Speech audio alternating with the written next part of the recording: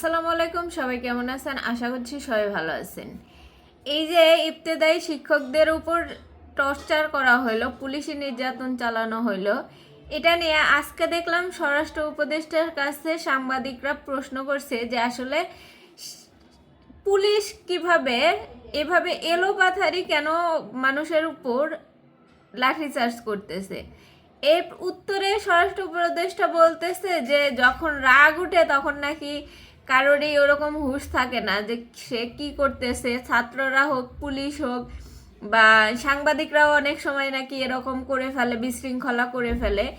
কিন্তু একটা পুলিশ, সে যে হচ্ছে একটা দেশের আইন শৃঙ্খলা, দেশের পরিস্থিতি স্বাভাবিক রাখার জন্য গুরুত্বপূর্ণ একটা বড় ভূমিকা রাখে, যার জন্য একটা দেশের মানুষ স্বাভাবিকভাবে, সুস্থভাবে, ভালোভাবে থাকতে পারবে।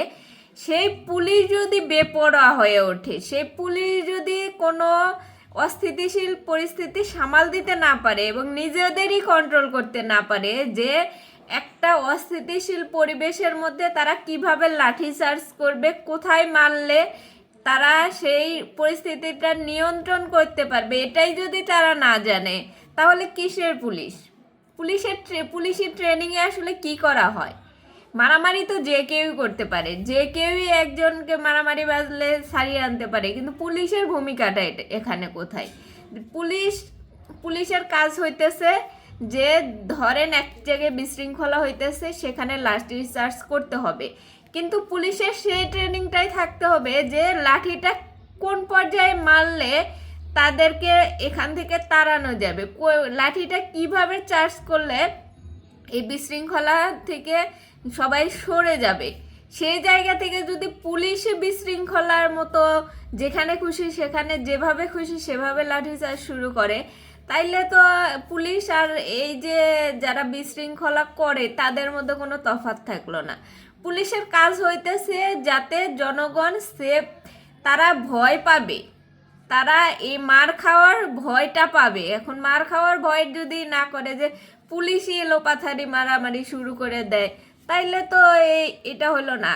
এই যে স্বরাষ্ট্র উপদেষ্টা যেটা বললো যে এরকমটা হয়ে যায়, আমরা বলছি আপনারা এরকম করবেন না, আপনারা তার কথা অনুযায়ী সে মনে হইতেছে পুলিশের কাছে রিকোয়েস্ট করতেছে যে আপনারা এইভাবে করেন না, এইভাবে করেন, কিন্তু তার তো রিকোয়েস্ট করার কথা ছিল না, তার তো ও হুকুম দেওয়ার কথা ছিল যে আপনারা এরকম করতে পারবেন না, এরকম কইরেন না, কথাটা বলা উচিত ছিল না। তার বলা উচিত ছিল আপনারা এটা করতে পারবেন না, এরকম করতে পারবেন না, এটা তার হুকুম হওয়া উচিত ছিল। এভাবে রিকোয়েস্টের মতো কথা বলার কোনো মানে, এই যে উপদেষ্টারা মাঝে মধ্যে কথা বলেন যেন মনে হয় যে তারা তাদেরকে ছোট বাচ্চাদের যেভাবে একটু আদর দিলে, আদর দিয়ে কোনো জায়গায় বসালে তারা অনুগত হয়ে যায়, সেরকম হয়ে গেছে।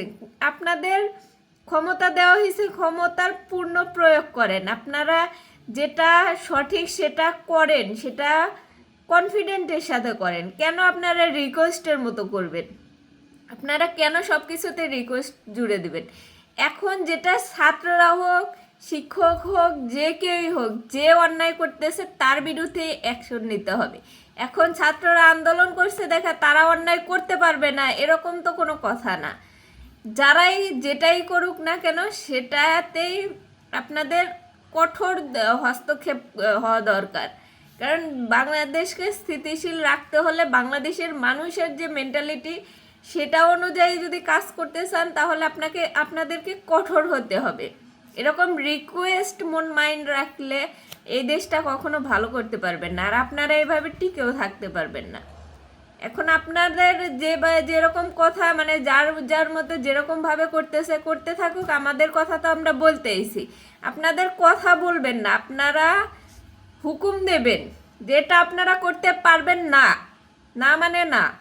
আর এভাবে বলতে পারেন না আপনারা এটা কইরেন না, মানে এরকম কেমন কথা হইল? তো এই যে স্বরাষ্ট্র উপদেষ্টা বলেন আর যে যে কয়জনই বলেন, আপনাদের কঠোর হইতে হবে, সব জায়গায় নরম হয়ে থাকলে হবে না, কিছু জায়গায় এমন কঠোর হইতে হবে যে সেখান থেকে এই যে শিক্ষকদের উপর হামলা করা হলো, তারা নাকি শান্তিপূর্ণ ভাবেই আন্দোলন করতেছিল, এখন তাদের উপর আপনাদের দাবি দেওয়া আপনাদের জায়গা থেকে শোনা উচিত ছিল। এখন সমন্বয়করা বলবে তারপরে গিয়ে আপনারা দাবি দেওয়া মানবেন, এরকম কেন হইতেছে? এরকম তো হওয়ার কথা না। সমন্বয়করা আপনাদের চেয়ারে বসাইছে দেখাই কি তারা যেটা বলবে সেটাই ঠিক? আপনাদের কোনো মতামত নাই, আপনাদের কোনো মানে নির্দিষ্ট কোনো কিছু নাই। পুলিশ যে আক্রমণ করে লাঠিচার্জ করবে সেটা একটা, যেটা আমরা দেখছি সেনাবাহিনী কিন্তু লাঠিচার্জ করে, কিন্তু পুলিশের যখন লাঠিচার্জ করে তখন কিন্তু তারা আসলে হুঁশ থাকে না, তাকে মাথায় মারতেছে নাকি চোখে মারতেছে। এই বিষয়ে তাদেরকে নিয়ন্ত্রণ করতে গেলে বিষয়ে কোনো দিক নির্দেশনা আপনারা দিবেন কিনা, যে এই প্রক্রিয়া আসলে লাঠিচার্জ করা যাবে? আমরা সব জায়গায় এলোপাতারি ভাবে তারা এই কাজগুলা করে। এই যে ধরেন আপনারাও কিন্তু আপনাদের সবসময় দিক নির্দেশনা দেয়, এখানে আপনারা আস্তে আস্তে ঢোকেন, কিন্তু আপনারা এখানে ঢুকানোর সময় দেখবেন যে আমি আগেই বলি গ্লাসগুলি সরাই রাখো, আপনারই ভেঙে ফেলেন। আপনার মতো এত সেন্সেবল লোক যারা সমাজকে সচেতন করতেছেন তারা কিন্তু এই 5 মিনিটের জন্য এটা করে ফেলেন। আর এটা ছাত্রদের ক্ষেত্রে ধরেন, পুলিশের ক্ষেত্রে ওই পরিস্থিতিতে এটা হয়ে যায় অনেক সময়, বাট তাদের ক্ষেত্রে আমরা সব সময় বলি যে এটা পেশেন্ট এবং ধৈর্যের সাথে এটা মোকাবেলা করে, ধৈর্যের সাথে মোকাবেলা